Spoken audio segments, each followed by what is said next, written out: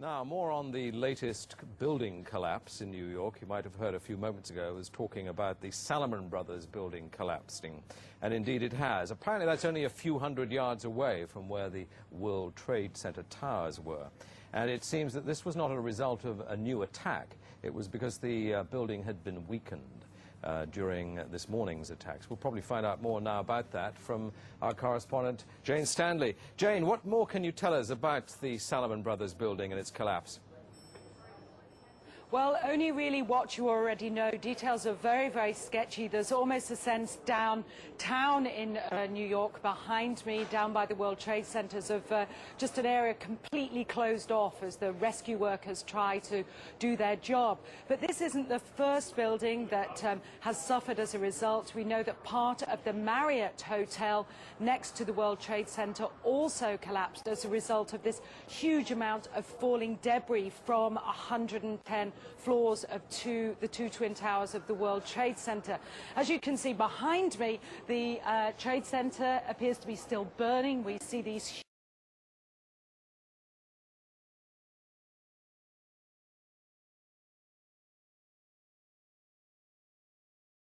huge clouds of smoke and ash, and we know that behind that there's an empty piece of what was a very familiar New York skyline, a symbol of the financial prosperity of this city, but completely disappeared now, and New York is still unable to take on board what has happened to them today. Presumably there were very few people in the Salomon building when it collapsed. I mean, there were, I suppose, fears of possible further collapses around the area. That's what you would hope, because this whole downtown area behind me has been completely sealed off and evacuated, apart from the emergency workers. That was done by the mayor, Rudy Giuliani, much earlier today because of, course, the dreadful collapse of the Twin Towers of the World Trade Center. But New York, very much a city still in chaos. The phones are not working properly, the subway lines are not working properly. And we know that down there near the World Trade Center there are 3 schools that are being turned into triage centers for emergency treatment. And I know that over in New York Harbor, where the famous Statue of Liberty is, there's a field hospital where 1,500 people are being treated. And we have heard, though it's unconfirmed as yet, that 100 New York City police officers have been taken there as well for treatment. But we do need to confirm those figures for the officers. It's now, what, some 8 hours since the attacks. Is there any estimate yet available of the number of casualties in the World Trade Center? I think we can only go at this point with the words expressed by the mayor of New York, Rudy Giuliani, that it's too frightening to think how many there could be. We know that it's about almost 300 people on the airliners that were used in these attacks. But you've got to remember, this was 9 o'clock in the morning on a Tuesday morning. It's busy in downtown Manhattan, in the financial district then. The World Trade Center itself has 50,000 workers. There are tens of thousands of tourists who go up there every day. The figures are almost too frightening to contemplate. You can understand why nobody yet wants to put a figure on them. Listening to the mayor, Rudy Giuliani, a bit earlier, one of his messages was, business as usual. We won't let this get us down. But presumably, a lot of Manhattan people must have fled the city to Long Island to get away from possible further attacks. Well, a lot of people were certainly trying to, but you remember that very early on all the bridges and tunnels to the city as well as the airports were closed. New York was sealed, essentially. Now, we do know that the Long Island Railroad has begun running again to get people out of the city if they can, and people who can't manage to get out and perhaps lived in that area, they're being offered accommodation in empty school buildings. But certainly I saw earlier on today huge crowds of people desperately trying to walk up upper Manhattan to get as far away as possible. I think nobody really knows how to go or where to go, and you have to remember even now, I don't think people can sink in to people what's happened.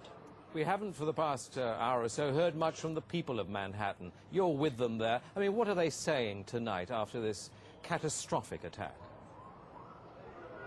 As I said, many just cannot believe this has happened, and I've seen you know, big burly men and women with tears in their eyes today, shaking their heads, wondering what on earth is going on. There was a sense of panic. Our reports from the scene were of people just absolutely horrified. And I've already seen some photographs of that a man took down in the downtown area, and it looks like the aftermath of a huge atom bomb or something, just full of debris and of like a white carpeting of snow from all the dust and rubbish that had fallen.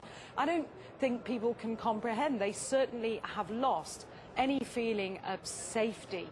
There's still a great pride in the city. People are determined to fight back, but a great sense of shock and loss. People keep looking at the sky, for example, where you can see the plume of smoke, and say, when that's gone, it won't be there anymore. Our Twin Towers won't be there. Such a symbol of New York.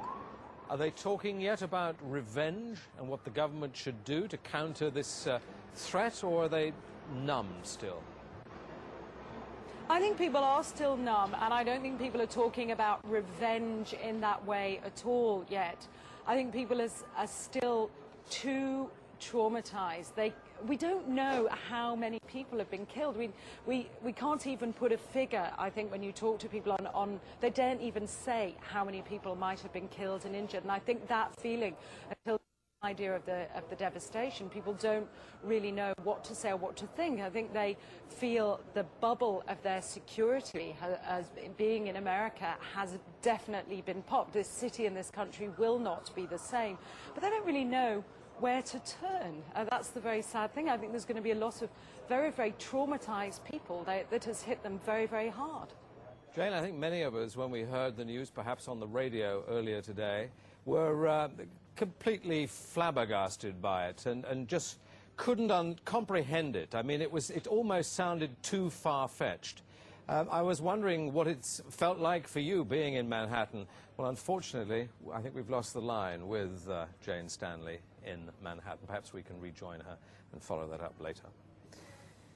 Across America, citizens are trying to come to grips with the enormity of what has happened.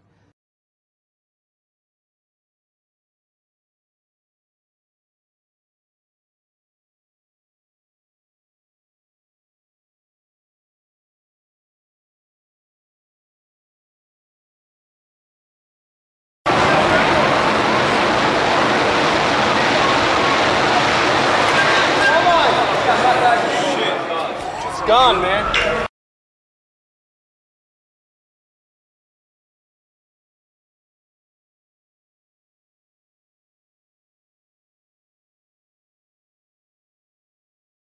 Intense and long-term.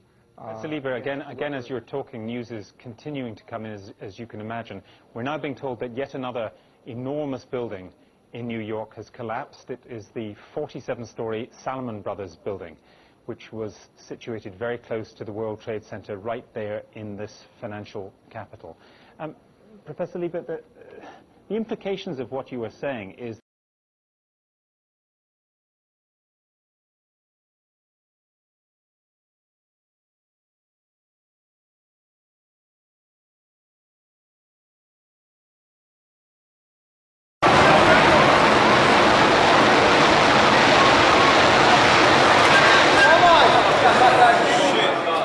gone, man. Again, what you're seeing are high shots. Now, here we're going to show you a videotape of the collapse itself. Describe that. Now we go to videotape, the collapse of this building.